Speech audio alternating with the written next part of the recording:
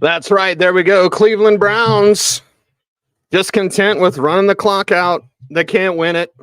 29-12 the final. Denver Broncos continue on. 5-game win streak. Not one, not two, not three, not four, but 5 games in a row for the Denver Broncos. It is post-game live. I'm your host, Cecil Lammey, here to talk about it and here to talk about the Broncos defense. That's right. Welcome in, everyone. 5 games. It feels good. You've got a road trip now, 3-game road trip coming up for the Broncos team. We'll talk about that a little bit later, but how did this happen? Well, the defense still keeps taking the ball away. And I want to start today's show by what is football now? How do you play this game? I'm getting text messages during the game what's going on? Nobody can hit anybody anymore. And OPI on Courtland Sutton. Michael Irvin could never play in this game the way they're calling offensive pass interference on Courtland Sutton. And it's yeah, okay, every year I say it, the refs are terrible. They're worse this year. It's like the NFL said, hold my beer. And here we go, bad officials. Good teams overcome bad officials. And that's exactly what the Broncos did today. Again, the final score for the Denver Broncos is 29-12 over the Cleveland Browns. Not only are they in the hunt, but they are above 500 now with a 6-5 record. The Denver Broncos clearly and squarely in the playoff hunt. And that's where you need to be. Listen, we're almost to December. By the next time this team plays, we will be in December. And that's exactly what you want. You want to be right there where you're playing important football in November and December and into January now, because, of course, 18 weeks in the God-blessed NFL season. So how did they get here? Defense, turnovers, and look at how they did that. Dorian Thompson-Robinson knocked out of the game. Baron Browning flag probably going to be fined for that play there as well. And it's that was a clean hit. That was football. That was a football hit. I hope DTR, who I liked him pre-draft, liked him at the Shrine game. I hope he's okay. But you're going to play this game. It's 100% injury rate. And unless you want to put the quarterbacks in bubble wrap or just make it two-hand touch on the quarterbacks, these type of things are going to happen. That was a big hit. It was a good hit. PJ Locke hitting Amari Cooper, knocking him out of the game. Elijah Moore coming over there and crying. Justin Simmons coming over to defend PJ Locke. It's come on, man. This is football. You're never going to legislate the violence out of it. And I understand offensive players, they're going to, try to, get away with everything or try to call everything flag. This is football. It's not going to be that. Stop, everybody. It's come to the point of ridiculousness in terms of every single hit. Every big hit is now that's a dirty play. It's not a dirty play. That's football. It's a clean football hit. Locke's play on Cooper, clean football hit. Browning's play on DTR, clean football hit. That's what happens. So refs out there throwing flags, the Broncos working through that, and yeah, building confidence in the thing that I love about this team. And certainly since the Miami game, they haven't given up a first quarter touchdown. Okay, that's an important note. In fact, I'm going to write that down because I'll put that in one of my articles. No first quarter touchdowns given up since the Miami game. So that's a good thing. And that Miami game, usually we talk about games that kind of catapult teams, right? And it's not like they've been undefeated since that Miami game, but that game is something, not do you burn the film and never watch it again, but that game is something to motivate you and be we're not this, we're better than that. And that motivation coming through from Vance Joseph, every Sunday, I know who I'm going to mute on Twitter. You were wrong about Rand. Good. I am so flipping glad I was wrong about Vance Joseph. Go prove me wrong. The Miami game was incredibly embarrassing, and that is way in the rearview mirror now. Everybody, except for probably Vance Joseph's family, wanted him fired, wanted him gone. Players didn't want him gone. Sean Payton, I don't think wanted him gone either, and Sean Payton certainly stayed with it, and those players stuck with him. But that was kind of a rallying cry around our guy. We surround our guy, we prop him up, we play for him, and I think he's aged about 10 years in 12 games. Probably each week, Vance Joseph looks like he's aging a year. because under Sean Payton, you've got the offense is going to get it done. They're not going to get it done in the Sean Payton way. I'll get to the offense in just a little bit. But if you're Vance Joseph, you're under a ton of pressure because you've got Sean Payton on the other side and Sean Payton as your boss and Sean Payton running the show for the Denver Broncos and Sean Payton putting that pressure on you to be better, and he's been better. That's the thing. So when people try to make fun of me on Twitter, which is awful and always has been awful, doesn't have anything to do with Elon. I think it's stupid when people bring up Elon Musk ruined Twitter. Twitter was already awful. Okay. If you didn't know that, you weren't paying attention. But when people try to get under my skin, you were wrong about Vance Joseph. Yeah. Cool. Good. What do you want me to be right? You want this defense to keep sucking? You want this season to go downhill? No, you want Broncos wins. And that's what you got today against the Cleveland Browns. And again, a limited team offensively. We expected this to be a lower scoring game. At least I did. I was saying like 12-6, 10-7, something like 5-2. There was a safety, by the way.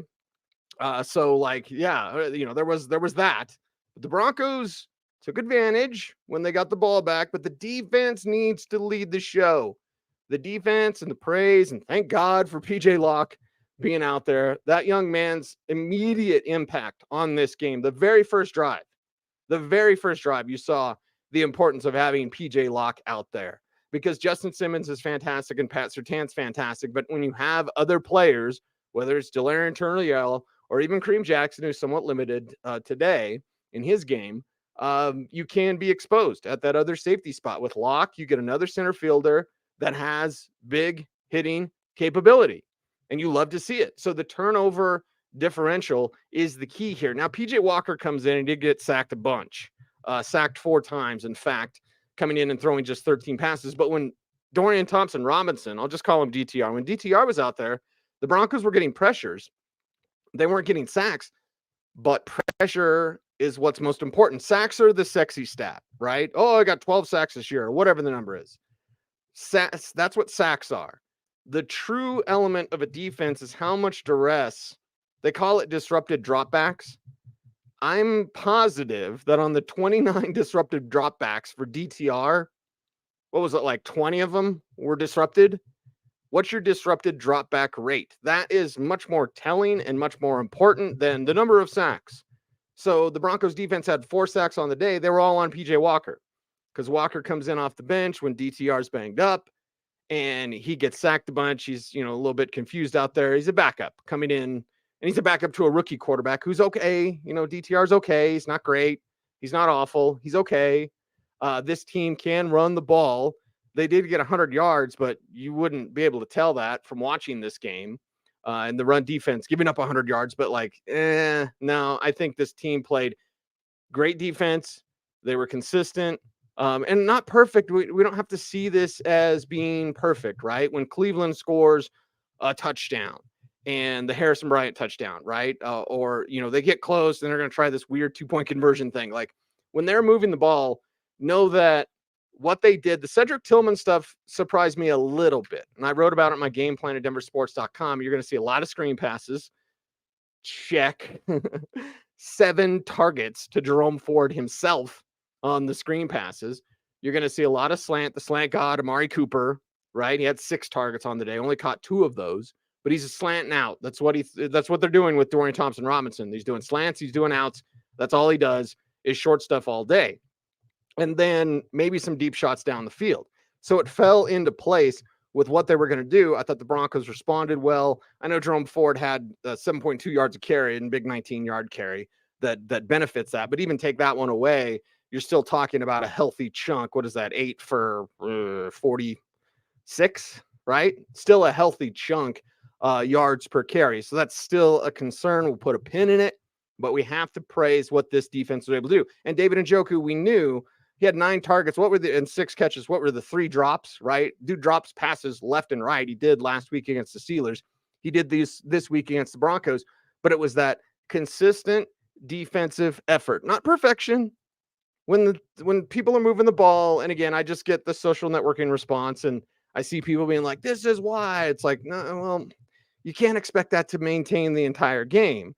And what they did was play consistent. It's still bend but don't break, which, some people take issue with, but the consistency that they've had and the effort that they've had going forward with this defensive playmakers, taking the ball away, taking advantage, stripping the ball away, getting interceptions when they can. Like, that's been the biggest difference during this 5-game win streak for the Denver Broncos. No INTs today, but what'd you have?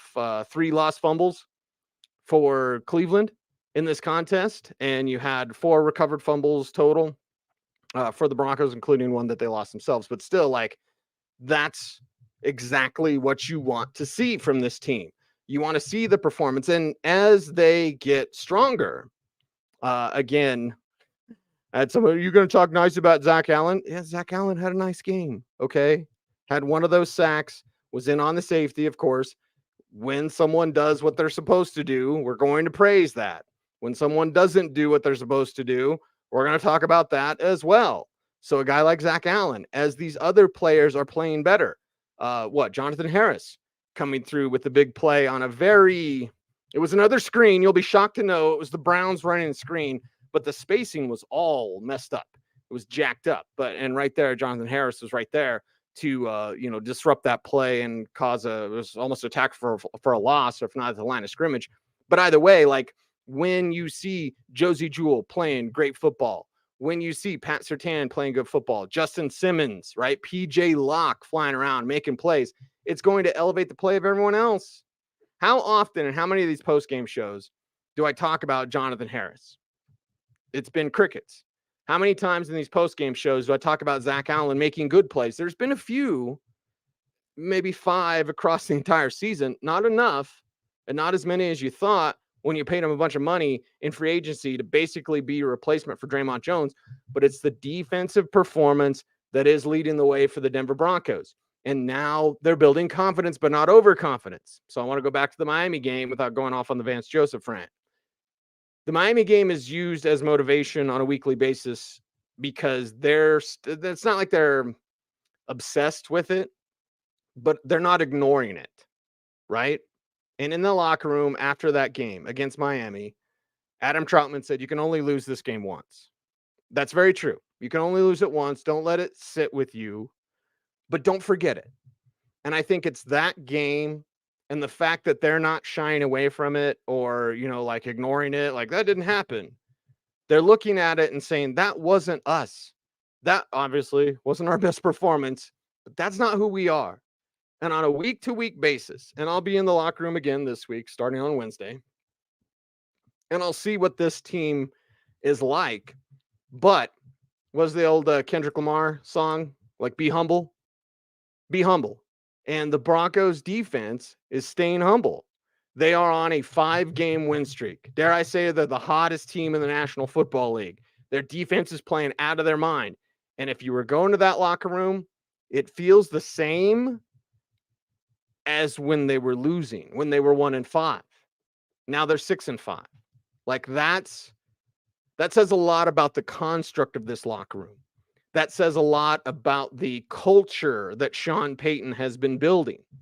The culture of the leadership of guys like Justin Simmons. I've said it before, I'll repeat it here. Justin Simmons could have easily asked for a trade. Easily. Justin Simmons could have walked into Sean Payton's offense because George Payton doesn't do anything. He could have easily walked in and said, I want to be traded. And the team would have done right by Justin Simmons. And they would have traded him. Justin didn't want to do that. He stayed. He wanted to stay with his teammates. And he did, and it's paying off in a huge way. Courtland Sutton.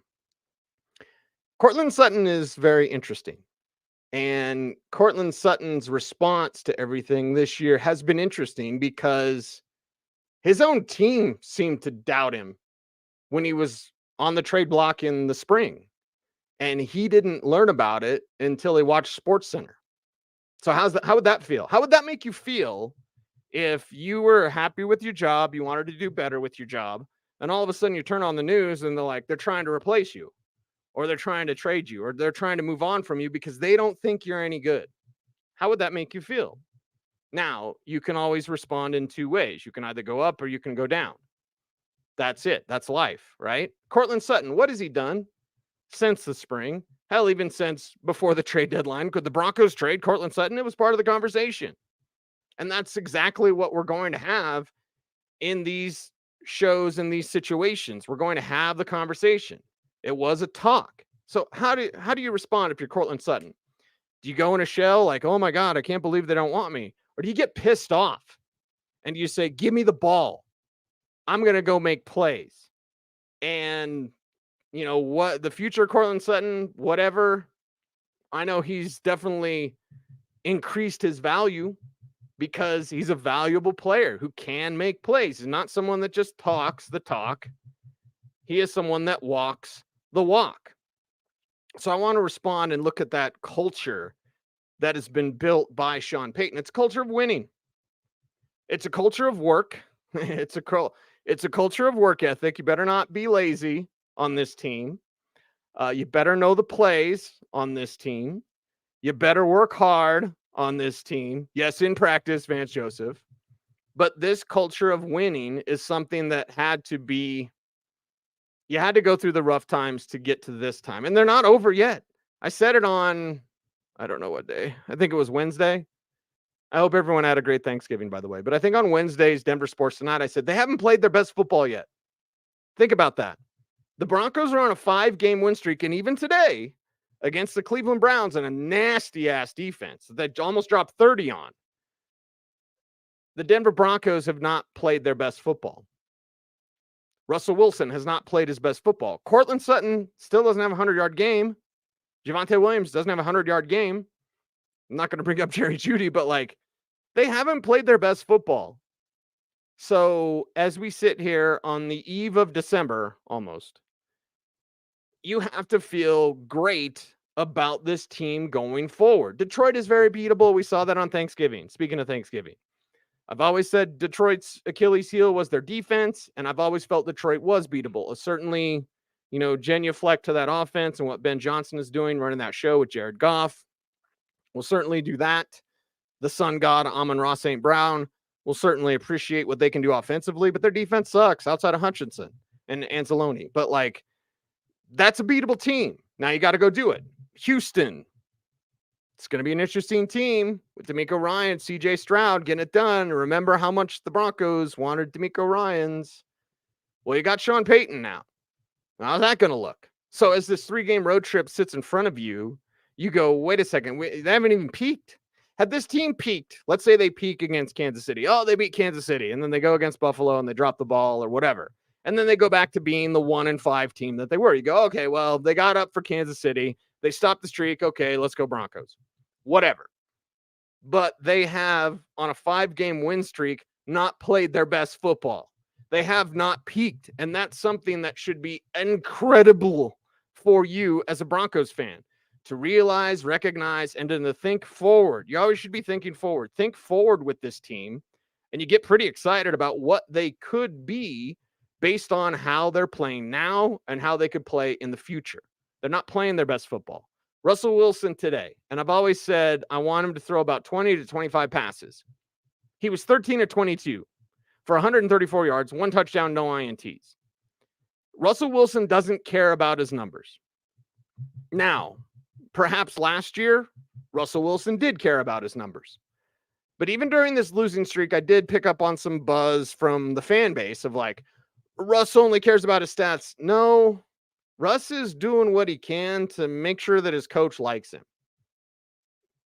Again, you know, you want your boss to like you. I go out of my way to make sure James Marilat does not have any issues with me because he's my boss at denversports.com. Like, okay, yeah, that's what Russell Wilson's doing. He's not worried about the numbers. If the numbers are there, he'll take them. If the touchdowns are there, he'll take them. But look at the 13 or 22. That's not real good. You know, from a efficiency standpoint, 6.1 a pass. Okay. Sacked 1 time, had a rating of 91.9 if people even care about that. But like it wins. At the end of the day, that's all that matters. They had the 2, and Russell Wilson had a rushing touchdown, 11 carries, 34 yards. Now, I would like that maybe to be like 5 carries for Russ. So cut that in half. But when it was there, he took it. Again, this is what Russell Wilson is doing. Russell Wilson is dropping back, making quicker reads on purpose because the coaching staff is telling him to. And then if it's there, run. So it was there, and he ran it 11 times. Not 11 times did they have design plays. They did have some design runs for us, but not 11. So he saw it, he took it. Javonte Williams, 3.6 a carry. That's about where he is for this season. I think it's 3.5 a carry overall, but 18 for 65 in this one, a long one of 15. More Samaje Perine, something that Andrew Mason and I had talked about on Orange and Blue today is like, in this type of contest against that type of team, you're not really going to use Jaleel McLaughlin much, and you're going to use more Samaje Perine. And I'm glad they did as a runner because entering in this 5-game win streak over the 4 games, I believe he had 5 carries total. Double check my math. But he had 5 carries total in 4 games. He had 15 receptions, by the way. But still, that's only 4 touches a game, right? 5 touches a game. Math is difficult for me. But either way, Perine was getting the touches late as the receiver, kind of the closer as the receiving back. And he was getting, receptions, 4 receptions, 5 receptions a game. But he wasn't getting carries. Today, Samaje Perine, only 1 catch. Only 1 target. Good. 7 carries. Good. Now that's 8 touches total. You could up that instead of those Russell Wilson runs. You could take 5 of those, give them to Perine. Now he's got 12 carries. Now Javonte's got 18. Now you've got 30 carries between your 2 backs. Your quarterback runs it 3, 4, 5 times. That's 35 carries. Perfect. 25 passes. Perfect. That is the key to victory and success for the Denver Broncos. Keep the chains moving. It's what everyone says all the time. Going back to the conversation that I had on a weekly basis with Mike McGlinchey, so much so that I'm glad he didn't get mad at me. But it's like, when you guys going to run the ball more? When you guys going to run the ball more? They're running the ball more, and they're winning. Are you shocked? No. They should have been doing this from week 1, but whatever. We're past that, okay? I think it's, again, enjoy the moment. They're on a 5-game win streak. They're the hottest team in the league. Be damn the 1-5 start. Be damn the Miami game. So, I guess it says the type of person you are if you're like, yeah, but what had happened is they were 1-5. Nah, it doesn't matter. What are they now? What are they today? It's like people that know you in your past. Well, what are you today? Are you still the same aloha? Or are you different? Are you better? The Broncos, are they still the same slappies when they're 1-5? No, they're better. Why? Because they weren't slappies at the time. They just weren't playing up their potential at all whatsoever, especially defensively. So the numbers, 39 carries on the ground, perfect. 169 yards on the ground, perfect. The Browns and their defense, I think it was like they give up 102 yards a game. They gave up 101 at halftime. At halftime, they had already given up the average that they do for an entire game against the Broncos. The Broncos had a good plan. Limiting Russell Wilson as a passer is a good plan. Russell Wilson doesn't care about the numbers. Again, all the misconceptions about Russ. Oh, he's a stat guy. No, he's a wins guy. Now, again, last year was last year. But again, I don't want to talk about that. Oh, Nathaniel Hackett. I don't want to talk about that. What are they doing now? Russell Wilson, a stat guy last year? Yeah, maybe. I don't care. They're 6-5 now, baby. What do you want me to talk about? 2022 all the time? Yeah, but Nathaniel Hackett. Like, no. What is Russell Wilson today? Russell Wilson is a yes, sir, no, sir, right away, sir type of quarterback. Should he be more than that? I don't know. I don't give a damn. They've won 5 in a row, right? You can't be picky with the filet mignon. You're getting the wins. You don't sit there and look at your plate and be like, yeah, but I said medium rare, and this is medium. Like, no, they're winning. So whatever way they have to win, to that I say good. If that means Courtland Sutton gets 100 yards, good. If he doesn't, because he hasn't, good. He was 3 for 61 today and should have had more. They're calling offensive pass interference, all these garbage calls today. Garbage officials, garbage NFL officiating continues to be just god awful. Shout out Adam Troutman, man. Adam Troutman is not the player that I thought he would be coming out of Dayton. Saw him at the Senior Bowl. He's one of my favorite sleeper players that year because he was a small school guy. What is Dayton non-scholarship? Division III, I believe, top of my head. And he proved at that game he could hang with the big boys of college football. Sean Payton loved him so much, I think he traded the second half of his draft all for Adam Troutman. Obviously brought him with him when he shows up here. Troutman regularly doesn't do a whole lot, but that touchdown catch was a thing of beauty. To slide, put your knee down, have the concentration to secure the catch while you make sure your knee is down inbounds, to have them reverse the call, to say it's a touchdown. That was fantastic. A fantastic play from Adam Troutman. And that was your only touchdown pass for Russell Wilson today. So again, are the numbers pretty? No. Are they winning? Yes. So who gives a damn? Because this is their formula for success. And this formula obviously is working. So keep it working. Keep it up. And keep going with that. So a little more Javonte, or excuse me, a little more Samaje to go along with Javonte. Good. That makes sense. And yes, that means less Jaleel McLaughlin. I have to look at his snap count because I asked Joe Lombardi this week, and the Broncos actually put it as the description for the video, the Joe Lombardi video this week of like Jaleel McLaughlin. He's really good. Like, yeah, but I asked him, I said, every time he's on the field, he's getting the balls. You worried about that as a tell? I'll look back at the snap count, but only a couple of touches for Jaleel. Yeah, fine. This ain't fantasy football. Okay. And we all love Jaleel McLaughlin. We love his story. We love his game, his speed, his work ethic. He's the first one in the building. If he's getting less touches and they're winning, I don't care. If he was getting less touches and they weren't winning and they needed an explosive back, but they weren't putting him on the field, that's a different conversation. But you need more Samaje Perine. There's only one football. As long as Javonte's doing his thing and not quite what he used to be. He was a 4.3, 4.4 guy in yards per carry for his career. This year it's 3.5, and it's obvious why. He's not right. He's not fully back, which he probably won't be until next year. And it's remarkable he was ready for week 1 anyway, coming off a multi-ligament knee injury suffered in October of 2022. So with Javonte still not himself, you need more Samaje. That means less Jaleel. Sorry. Be better. That's the nature of the NFL. Samaje Perine is a better option right now. So go forward with Samaje. And it's good to see the Broncos staff doing that, because Samaje wants that, by the way. I talked about Courtland Sutton and kind of how would you feel if you were Courtland Sutton, right? Team doesn't want you. You're on the trade block. You don't even know till you watch SportsCenter. You're probably pissed off. I'm just guessing. How would you feel if you're Samaje Perine? You leave a place you really like, Cincinnati, and he could have easily stayed in Cincinnati. You leave Cincinnati because you want a larger role. You come to Denver, you get 1 carry a game.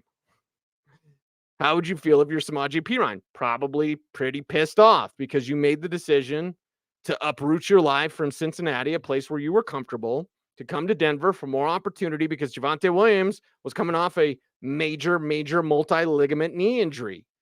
And Samaje Perine's getting like 1 carry a game. Today it was different. It needs to be this going forward, and more receptions, by the way. You didn't need him as a closer because you were winning against Cleveland anyway. But if you have Samaje Perine out there as a receiver, let's say, I think 10 carries, 12 carries is a good number for Samaje, and let's say 3, 4, 5 receptions, right? Depending on the game script and if you're coming back or if you're closing out or whatever. 3, 4, 5 receptions, 10, 12 carries, so overall 15, 17 touches a game. I think that's perfect for Samaje. Javonte, I'm going to give him about the same. This should be a 50-50 committee. It should be. It wasn't that way to begin with this season. Javonte looks better, okay, but now Javonte looks like, okay, we know where he's at this year. It's good that he's out there, but he's not what he was. So more Samaje is a good thing. And Courtland Sutton is dominating the target share for the offense, and they're not throwing that much. When they do, it's Courtland Sutton.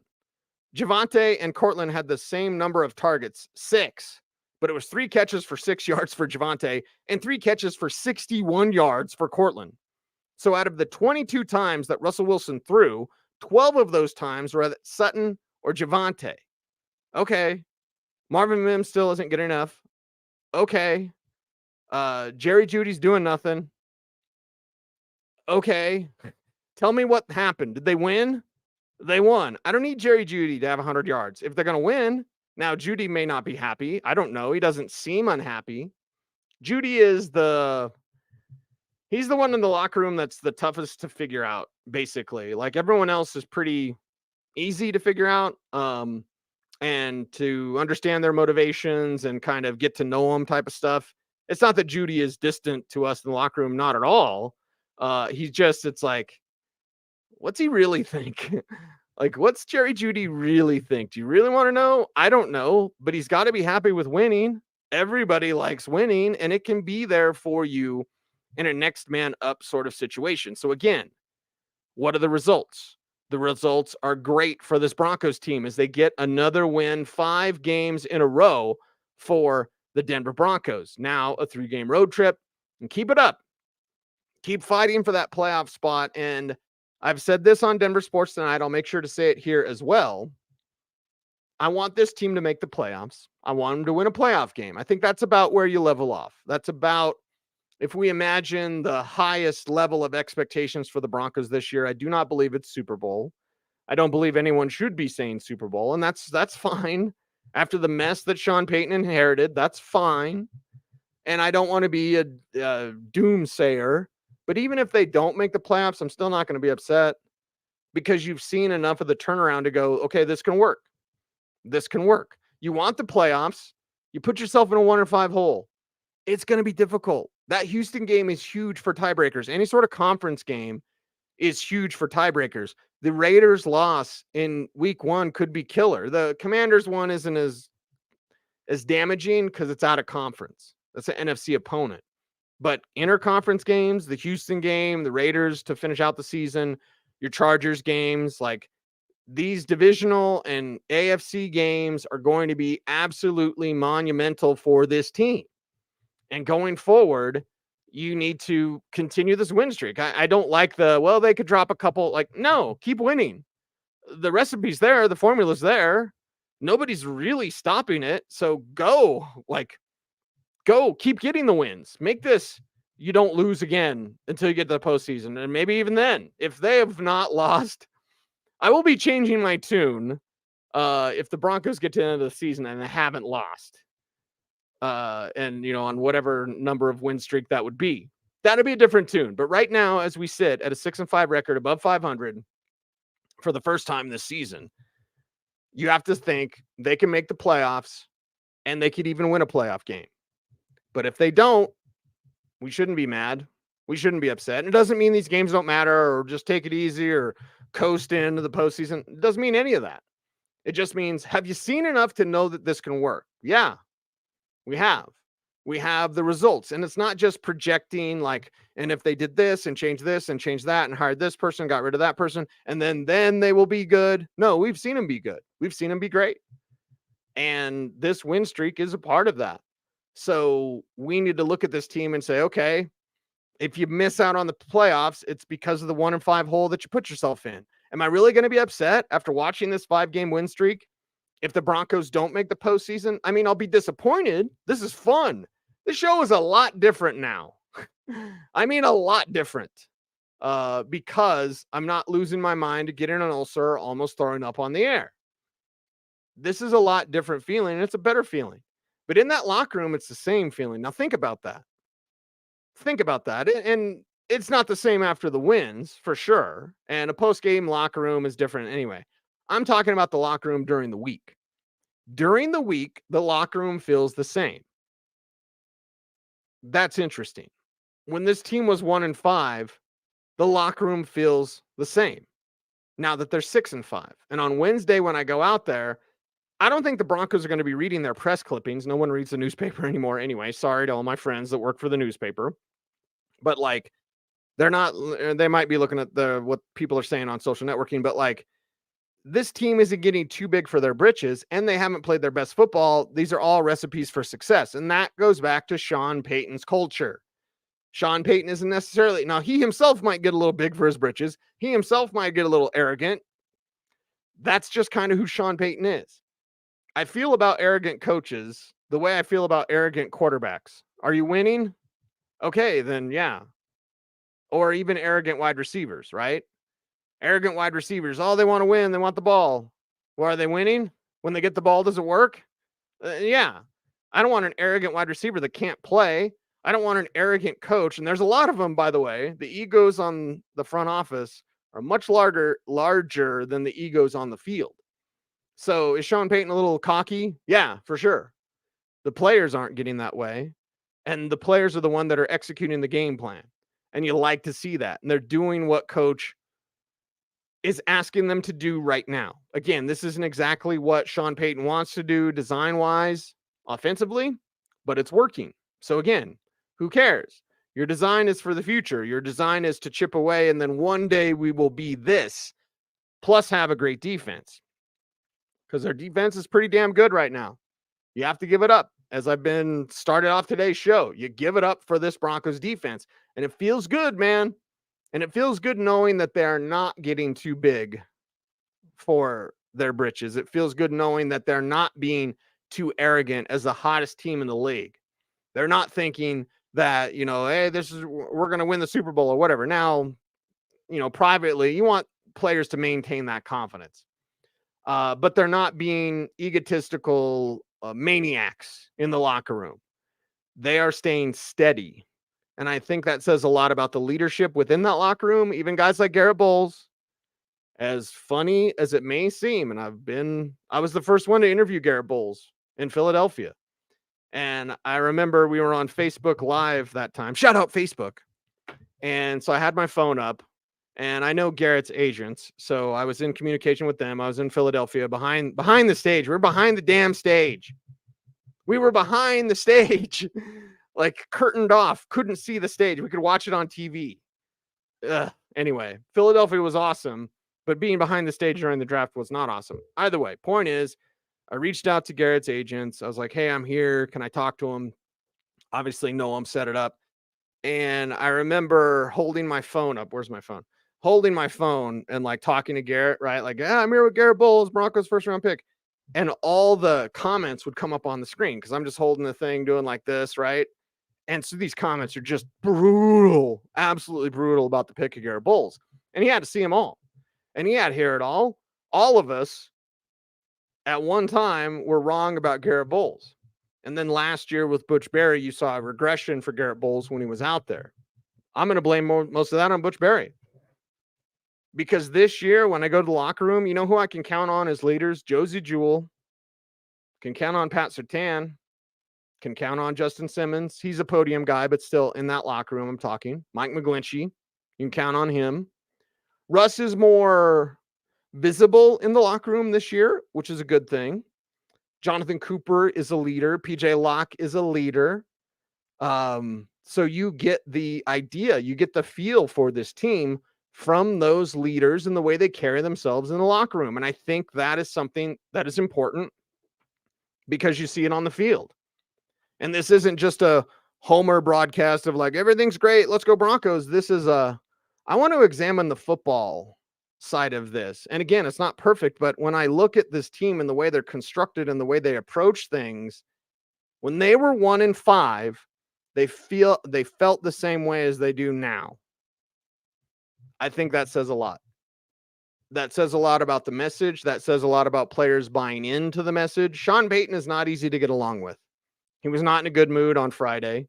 That's why I didn't ask him the Jaleel McLaughlin question. That's why I saved it for Joe Lombardi. Sorry, Joe. But like I always have some questions dialed up for Sean, and then I just got to read his mood because, you won't get a good answer if he's in a bad mood. And sometimes if he's in a bad mood, you won't even get the microphone to ask him a question. I digress. Sean Payton's not easy to get along with. These players have kind of bonded with Vance Joseph, certainly, with Zach Strief, to be sure. The offensive line play that you're seeing from this team. Listen, Myles Garrett is him, right? I think I was watching too much of Queso on YouTube playing Fall Guys. It's a nerdy Xbox thing. Anyway, so Myles Garrett, he is him, right? He's the man. He's everything. Is he even on the stat sheet? There he is. Okay. 1 tackle for loss, 1 pass defense. 2 tackles. Myles Garrett, 0 quarterback hits. What? What? Like, again, Zach Strief, the coaching staff, and Zach played under Sean. So Zach can be kind of that buffer in a way similarly to how Gary Kubiak was a buffer to Mike Shanahan. You think Mike Shanahan was easy to get along with? You think him and John Elway always got along? Now they're friends and they're friendly, but they didn't always get along, and Gary was that buffer. Mike was the buffer earlier in his career too, with a buffer between Elway and Dan Reeves. So you kind of need a little bit of that good cop, bad cop. Sean Payton's the bad cop. Sean Payton's the guy that rules with an iron fist. Sean Payton's the guy that'll get in your kitchen. Sean Payton's the guy that will yell. Sean Payton's the guy that's arrogant. Sean Payton's the guy that knows everything. I've said he was a tyrant. I haven't gotten in trouble for saying that because I think it's honest. Honestly, like, he's a tyrant. But when you have coaches like Vance Joseph who can be the opposite of that and still listen to the message, Zach Strief can be the opposite of that. Zach Strief is certainly a player's coach, but he just got done playing basically and stepped right into a coaching role. So players can identify with that. So they're having these guys in addition to themselves. The biggest thing besides turnover differential English, do you speak it? Differential. The biggest thing is how they stuck together themselves through a lot of things. Jerry Jeudy notwithstanding, again, Judy's the weird one in the locker room just because he's odd to read. And I'm not saying he's didn't stay with them or whatever. It's just, I know to a man they stayed together because you hear things. Players will talk. Players want to talk. And if you don't have your recorder out, you're going to hear some things. Didn't hear any sort of that dissent. Didn't hear anything of the sorts this year in that locker room. And I feel that's one of the most important things for the Denver Broncos, as I do often on these solo postgame shows. Postgame Live, denversports.com. Go there, sign up for that Denver Sports Daily. I'm going to take a sip of my horrible for you energy drink. Here's what I'm going to do. I'm going to go through a couple of, Janet said Miles was injured. Yeah, Miles was banged up in this one. How can I get in trouble? Alex, it's called the access game. I've shared this story before, so I'll keep it somewhat brief. They won't give you access to stuff. So that's how I can get in trouble. If the team doesn't like what you say, you might not get that interview request that you want. And that's their way of protecting the message. That's why the outlets that do nothing but say good things about the teams are very popular with the teams. Why? Because it's propaganda for them. So when you say things like Alex Singleton is not good at tackling, the team might be upset about that. If I say Sean Payton's a tyrant, the team might be upset with that. They might take away my access. I hope they don't. I like being able to go to that building and have a key and go in and, partake in watching practice and going to the locker room and talking to the players. I really enjoy that. And I try to be fair in my criticism. I try to be fair in what I talk about. The Vance Joseph, fire him, he's gone, notwithstanding. But again, I'm glad I'm wrong. You're totally wrong about Vance Joseph. Yeah, good. Yeah, fine. Hey, I'm wrong. Whoa. The Broncos are good. Isn't that what we all want? And besides Vance Joseph's family and the players who was on his side. So how can I get in trouble, Alex? I could get in trouble. For sure. And the people that play the game and that just do everything's great, they get a lot of access, which is whatever. It's an access game. Offensive line is playing good. That's right, Eddie. And I give full credit to Zach Strief. Actually coaching these guys. Quinn Miners has taken a step forward. He was not getting coached by Butch Berry last year. Butch Berry was worse hire than Nathaniel Hackett. And Nathaniel Hackett is terrible. Terrible. So, Janet, the passing offense is trash. Passing offense is just limited. Not going to necessarily say it's trash because Sean wants it to be different, I would guess. It can't be right now. It can't be sale concepts and 4 wide. If you look over at, and I think it's Player Profile that has it. It might be Pro Football Reference. There's a lot of good stat websites. If you look over at their formations, like formationally, their number 1 formation is actually 11 personnel, which is 3 wide receivers. Their number 2 formation is 12 personnel, is one running back, 2 tight ends. And then their number 3 formation is actually 22 personnel. They'll be one of the rare teams in the league that will have 2 backs, 2 tight ends. That's their number 3 formation. Sean Payton wants to go 4 wide, right? He wants to go 10 personnel, basically. He's not going to do that. So again, I'm not going to say the offense is trash. I'm just saying they're limited by their quarterback and just kind of what they have to do right now to win. So there you go. Let me see. Paul, what's up, Paul? Paul's always good in the chat room. He's like, nice observation. Cecil Lammey, that's me.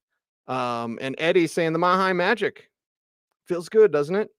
Right? And that's why, like, we don't need to talk about last year, and we don't need to talk about, yeah, but what are they now? The Mile High Magic. Eddie, I'm getting chills just talking about it. You can't see it because I'm wearing a sweatshirt. It's a Shelby sweatshirt, by the way, not a, I think someone said it was a G.I. Joe sweatshirt. I do have a G.I. Joe t-shirt. But anyway, so there you go. Renee, coaching matters. It's for damn sure. For damn sure. And again, looking at how these players have responded, how they've responded to what their coaches matches, even the message from Sean Payton. Defense is much better with Locke starting at safety. Brent says that. B-Man. That's right, B-Man. Because Locke brings that energy. There's a couple of guys, like energy guys. Jaquan McMillan is one, and we saw that in training camp. It's like, well, he doesn't back down from anything. And then he kind of fell off a little bit. So you saw Damari Mathis, and now Jaquan McMillan's out there. He's doing great things.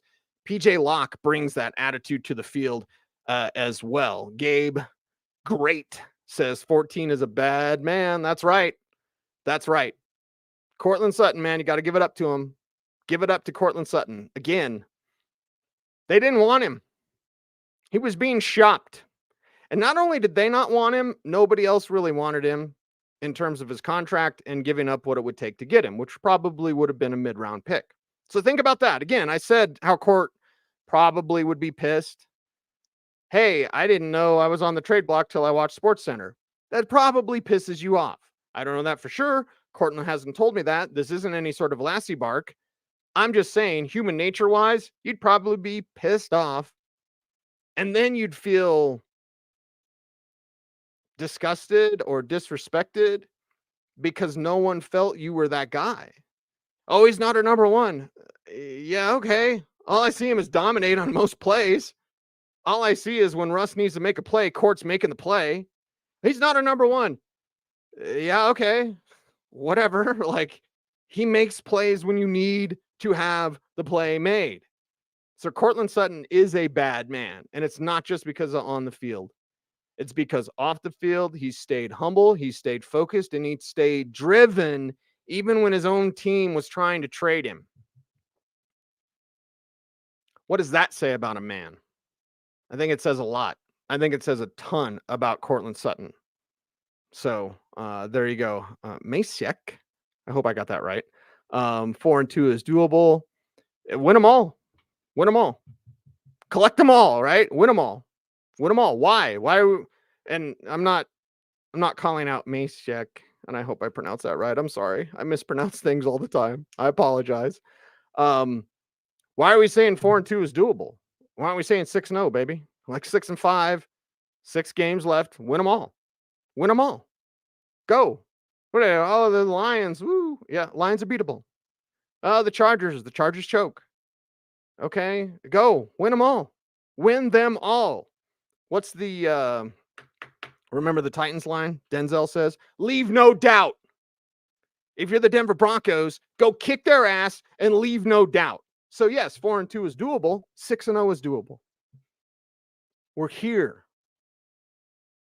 We're here. That's not even hyperbole. I'm not even a Broncos fan. I still don't know why people get upset about that. You're not even a fan.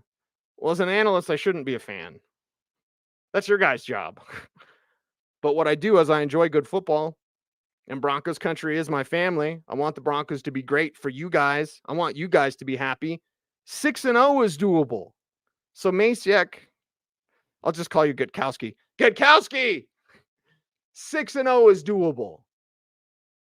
4-2 is what you accept, but 6-0 is doable. I think it was someone in the chat room, and if you're in the chat now, but you were in the chat on Orange and Blue today, when you said like 12-5 is still possible. Until 12-5 is not possible, it's 12-5. 12-5. Right? That's how you look at things. 12-5. That's it. 12-5 is still possible. So they're 12-5. That's the goal. You think Sean Payton's saying 4-2 is doable? Again, Gutkowski. It's not you. It's not you. It's me. Because 4-2 is doable. I think 4-2 is reasonable. But also, if this team barely misses the playoffs, I'm not going to be pissed off and lose my mind. Because the evidence is there that they can and will be more going forward.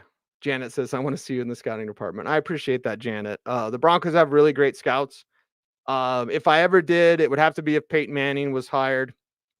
And then I would straight up just text Peyton or call him and ask for a job.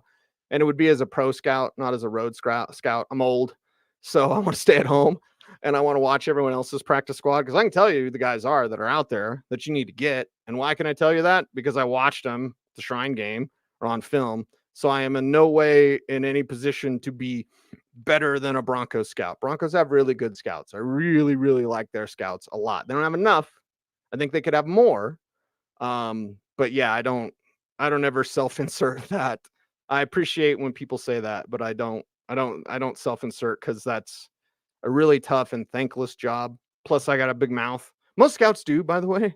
Most scouts love to talk. Coaches love to talk. I've often said the only team I don't talk to regularly is New England. I have maybe one person on that team I can reach out to. Most teams, and if it's a team like Philadelphia, it's like half the staff. But most teams I have, 2, 3, 4, 5 guys to reach out to and talk ball with. Patriots, it's like maybe one. I won't return my call either, because that's just the Patriots way. But the Broncos have really good scouts. They don't have enough of them. Let me see some. Oh wow, Detroit Mission Control. Happy birthday, buddy! Look at this Broncos win.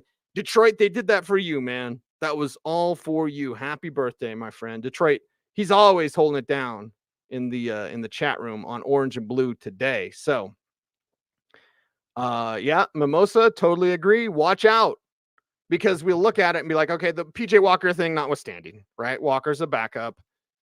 But overall, if you just, again, Benito hasn't played his best ball, and he's played really good. He was very disruptive today. Again, disruptive dropbacks. That's what I want to look for. That's the number. It's an advanced data, but that's what you want. Disruptive dropbacks, not necessarily sacks. Cooper, it's a great pick. Banner Browning, great upside. And none of those three have played their best football. So think about that. Let me see. What's the Eagle? Everyone talking about the Eagles in here. Broncos are solid. Let's go. Yep. And the Chargers are the Chargers. And we're on to the Texans, Paul. That's right. D'Amico might be coach of the year for sure. And Dennis saying 6-0. That's right.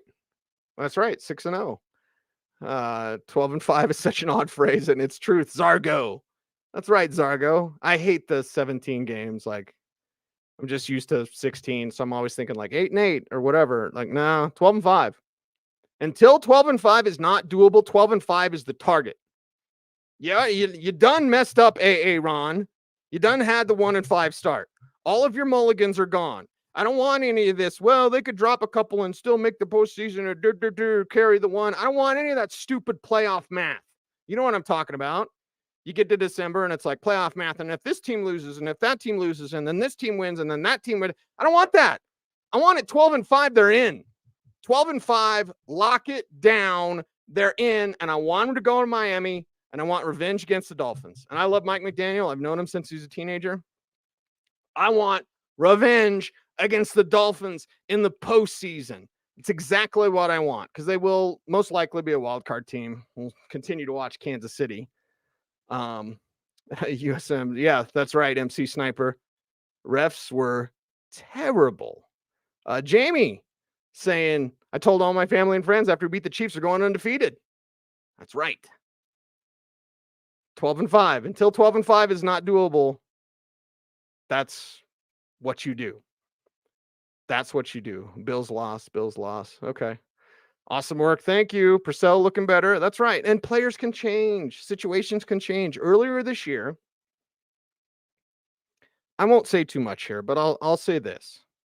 earlier this year, it wouldn't have surprised me if I would have got an email that said the Broncos have released Mike Purcell. Okay. And that's I'm not, speaking out of turn, telling any tales or whatever. I'm just telling you the way things were going and the chatter amongst us chuckleheads in the media was like, are they going to get rid of Mike Purcell? Like Purcell's been playing better. Purcell's looked good. Zach Allen's been playing better. They weren't going to release Zach Allen, but still, like, players can change. None of this stuff is concrete. So when someone says, back to the Vance Joseph thing, you're wrong about Vance. Aren't you happy about that? SSP Joel asked me my thoughts about him staying. It's not a hot take Tuesday, and I hate hot takes, and this isn't a hot take, but if this continues, let's say the Broncos are 12-5. Broncos are 12-5. They go to Miami, they get the revenge game, and then they lose to Baltimore the next week, whatever, right? Let's say that happens.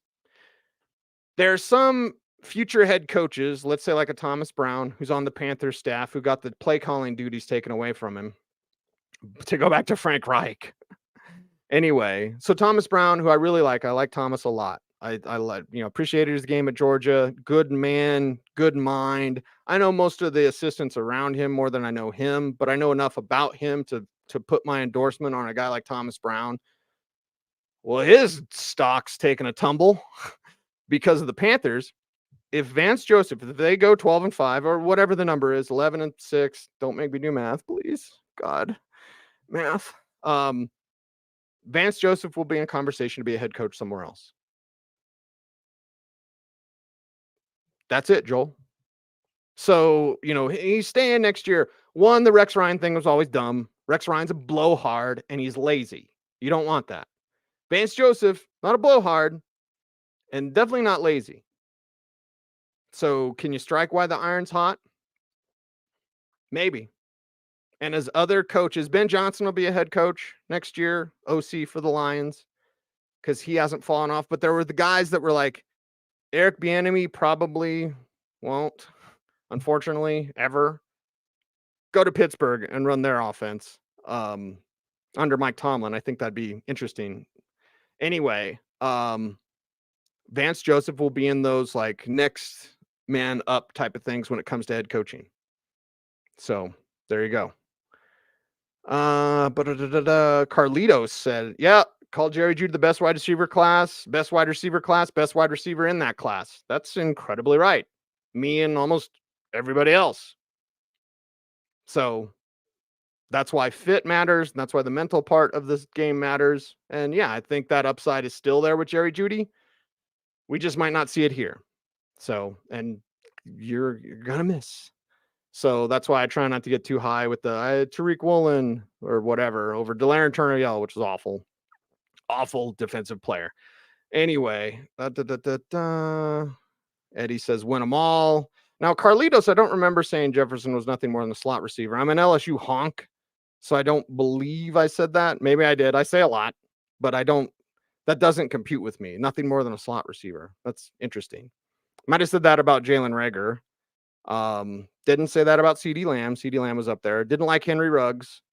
So if I'm just thinking back to that draft class, I don't remember saying that, but again, see, this is why you don't ever self-insert, because but then you said that this guy, yeah, you're going to bring up Paxton? Do it. Anyway, everything is different when they all believe. That's right. Okay. Wrapping it up. Appreciate you all. Thanks for watching. Go to denversports.com. Sign up for that free Denver Sports Daily hot and fresh to your inbox.